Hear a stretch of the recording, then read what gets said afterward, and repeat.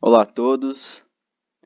Então, esse é um estudo das forças dinâmicas que agem no sistema de direção em um veículo conceito urbano de eficiência energética.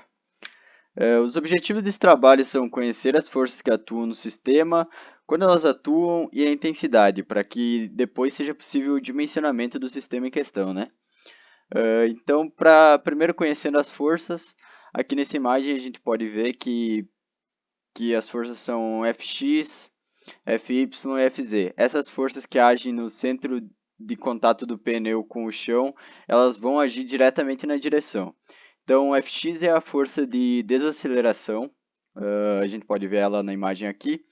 Fy ela é a força lateral, ela é caracterizada por quanto o pneu aguenta antes dele começar a derrapar. E Fz ela é gerada tanto em curvas como irregularidades, né?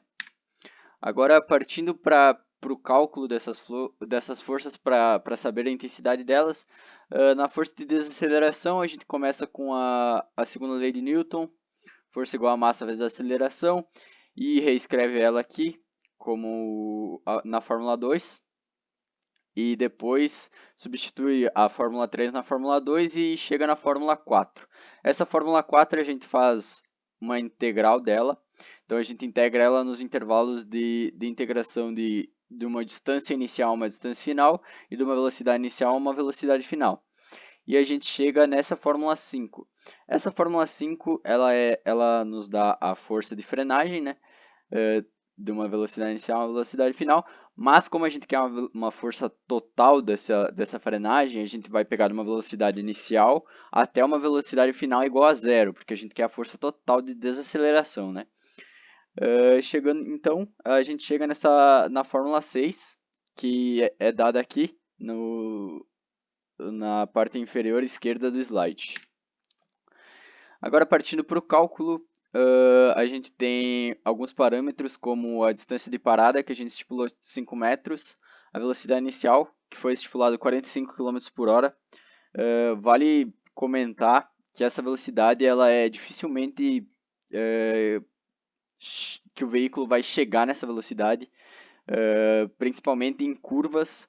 Em curvas é impossível que o veículo esteja nessa velocidade para fazer uma curva. Por questão de segurança, o veículo pode capotar, é muito difícil de acontecer. Só vai acontecer em situações que a gente viu que a pista, por exemplo, tem uma reta muito grande e a gente pode chegar nessa velocidade de 45 km por hora e desligar o motor e esperar ele desacelerar até a chegada da curva, por exemplo. Ele vai desacelerar e ficar numa velocidade segura, por exemplo. Também tem a massa do veículo, que foi estipulado 165 kg. Então, com esses dados aqui, a gente chegou numa força total de frenagem de 2.578,13 newtons. Como a gente sabe, os veículos, quando são freados, eles têm uma transferência de peso das rodas traseiras para as rodas dianteiras, como é visto nessa imagem aqui, é demonstrado nessa imagem. E essa transferência de peso é dada por essa fórmula aqui. Então, com essa fórmula foi visto que 75% do peso do veículo durante a frenagem fica nas rodas dianteiras e 25% nas rodas traseiras. Com isso, então, duas rodas dianteiras, a gente faz 75% da força total de frenagem, dividido por 2, a gente chega na nossa força de desaceleração, igual a 966,8 newtons. Agora, partindo para a força na curva, Fz, primeiramente tem alguns parâmetros como a distância entre eixos, distância do eixo frontal ao centro de gravidade, bitola e altura do centro de gravidade, que foram tiradas do projeto do ano passado, que era a produção do chassi do conceito urbano, né? E com essas fórmulas da aceleração centrífuga de capotamento e aceleração centrífuga, a gente vai tirar primeiramente a aceleração centrífuga, que a partir dessa aceleração centrífuga o veículo vai tombar, e com essa aceleração centrífuga a gente acha a velocidade de capotamento. Então aqui a gente achou a aceleração centrífuga de capotamento igual a 0,65625 Gs, E com isso, substituindo na outra fórmula, a gente achou a velocidade que ficou igual a 6,215 metros por segundo.